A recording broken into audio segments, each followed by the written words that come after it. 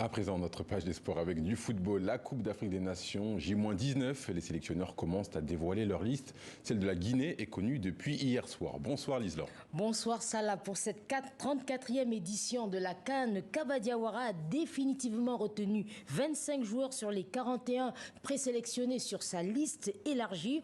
On retrouve les cadres, dont Serhou Guirassy, l'attaquant de Stuttgart, qui vient d'effectuer un gros début de saison. 17 buts marqués, c'est tout simplement le deuxième meilleur buteur de la Bundesliga. 6 joueurs de Ligue 1, dont Mohamed Bayo et Morgan Guilavogui. À noter aussi en attaque le grand retour de José Martinez-Kanté, l'un des atouts offensifs de Urawa Reds. Également le capitaine Naby Keïta présent malgré un début de saison marqué par des blessures, et aussi Isiaga Silla, puis des absents parmi lesquels le milieu de terrain Morley Silla qui était l'une des révélations du CHAN 2020, le sélectionneur guinéen qui dirigeait déjà l'équipe nationale lors de la dernière CAN au Cameroun justifie ses choix. On l'écoute. On s'est retrouvé face à des problèmes d'ego, des problèmes de temps de jeu, fort de cette expérience-là.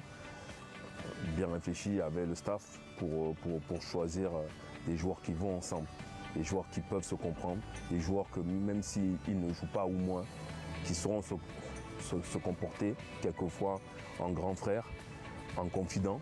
On aurait pu en prendre 27 comme au Cameroun, mais après avoir bien réfléchi et discuté, on a préféré se limiter aux 25 parce qu'on a senti que de mettre des joueurs en tribune à chaque match, c'est compliqué.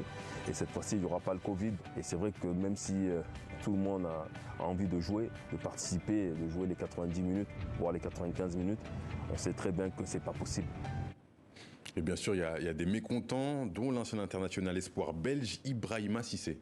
Oui, sur les réseaux sociaux, le milieu de terrain de 29 ans qui évolue en Russie a carrément insulté le sélectionneur Kaba Diawara. Alors, je vais essayer de le citer en restant poli. Je te disais quoi à propos de ce coach de... Je vous laisse compléter. Faut insulter sa mère à ce coach. Ce n'est même pas un coach. Ce pays fonctionne à l'envers, du jamais vu, zéro cohérence. Je ne suis pas d'humeur. Les gens qui vont venir défendre ce coach, je vais insulter sa mère et le bloquer. Alors, vu la déferlante sur les réseaux sociaux, Ibrahima Cissé s'est excusé. Je le cite, « Ce qui s'est passé hier, c'est pas moi qui ai écrit, c'est mon ami qui a écrit. J'ai supprimé, mais les gens avaient déjà capturé. Mais j'assume et je demande pardon à Kaba Diawara, avec qui j'ai une bonne relation. Pardon au coach et au peuple guinéen. » Et puis direction la Côte d'Ivoire, où les préparatifs vont bon train pour accueillir cette 34e édition de la Coupe d'Afrique des Nations. 2 enceintes sportives à Abidjan. Les autorités ont annoncé que le stade Houphouët-Boigny est prêt. En revanche, qu'en est-il du grand stade du pays qui va recevoir la cérémonie d'ouverture le 13 janvier prochain? Alors la question évidemment est sur toutes les lèvres. Le stade des Pembe, baptisé Stade Alassane Ouattara, avait suscité de vives inquiétudes après l'interruption du match entre les éléphants de Côte d'Ivoire et les aigles du Mali à cause de la pelouse inondée. C'était le 12 septembre dernier. Alors il y a des travaux à refaire et c'est d'ailleurs l'un des grands défis du nouveau Premier ministre nommé en octobre dernier, qui est à la fois ministre des Sports. Souvenez-vous, le stade des Pembe avait été inauguré en grande pompe le 3 octobre 2020, 27 jours avant l'élection présidentielle, par l'actuel chef de l'État alors qu'il était en pleine campagne. La construction de ce complexe, fruit de la coopération sino-ivoirienne, avait débuté en 2016. Où en est-on aujourd'hui? Reportage à Abidjan de notre correspondante Christelle Pire. Ce trajet, Ahmed Berté le fait tous les matins pour se rendre au bureau. Mais depuis 2 ans et demi, un échangeur est en construction au niveau de la mairie d'Abobo, de quoi provoquer d'importants embouteillages. Avant les travaux, il faut dire que c'était vraiment fluide.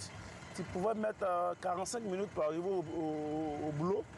Maintenant, tu peux mettre 3 heures du temps par là. 3 heures du temps.